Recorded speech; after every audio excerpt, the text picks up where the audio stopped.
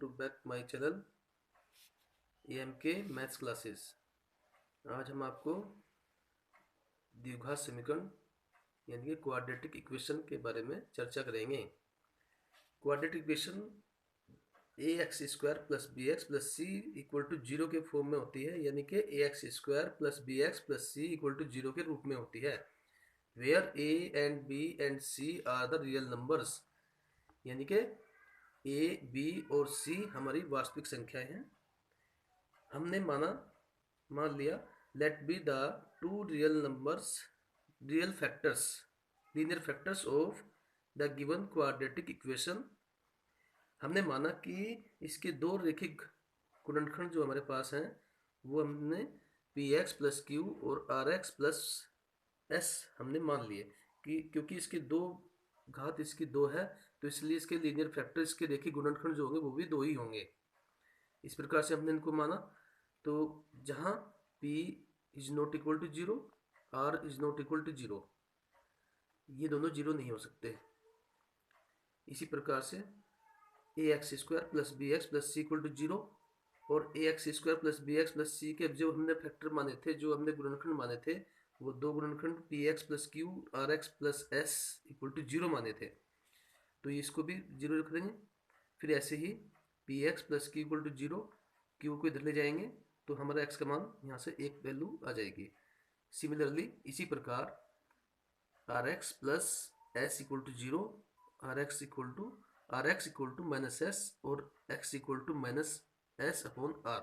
तो इस प्रकार से हमें दो आंसर ऐसे प्राप्त हो जाएंगे। तो ये हमारी द्विघात समीकरण है। मैक्सिमम पावर जिसकी 2 होती है, तो 2 का मतलब होता है कि x के हमारे 2 वैल्यू आएंगे। इस प्रकार कभी कभी x² - 7 = 0 पूछा जा सकता है, क्या ये x² - 7 एक द्विघात समीकरण है? तो इसको हम इसी रूप में लिख सकते हैं। x² - b की वैल्यू हमने 0 मान ली, 0 × x, x × 0 0 हो जाता है। x² - 0 × x - 7 = 0। ये हमारे पास जो इक्वेशन है ये अब ये द्विघात समीकरण के रूप में है। इसी प्रकार से हम एक आपको एग्जांपल दिखाते हैं द्विघात समीकरण को हल करने का। हमारे पास इक्वेशन है 9x² - 3x - 2 = 0। हमें इसके गुणनखंड निकालने हैं। तो गुणनखंड ज्ञात करने का एक सिंपल सा तरीका है।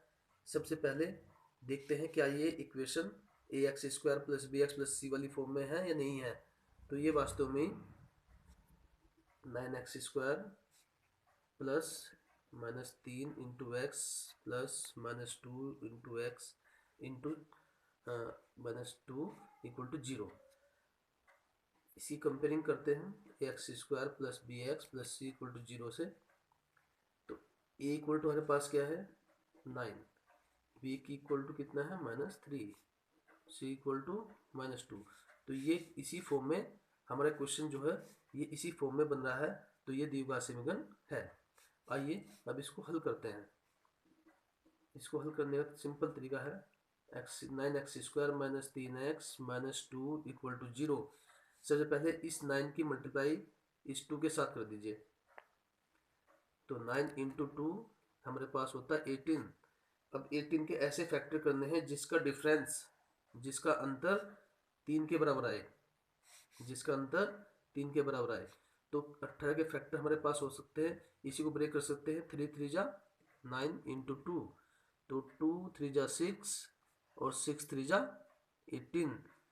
तो हमारे पास इसके टुकड़े जो हुए हैं 6 × 3 हुए हैं, और हमें पता है कि 6 - 3 जो होता है वो 3 होता है।